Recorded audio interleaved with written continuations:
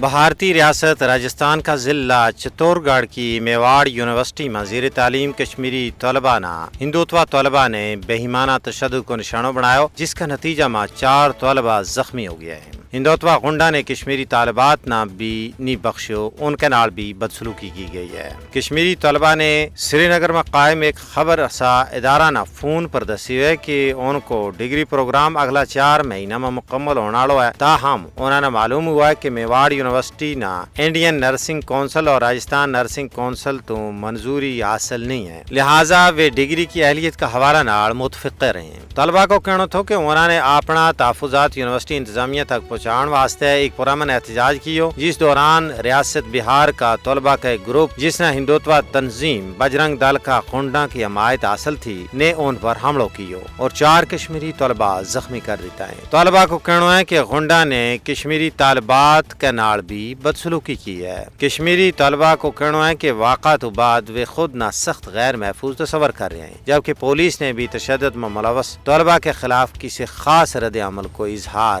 نہیں کیا ہے۔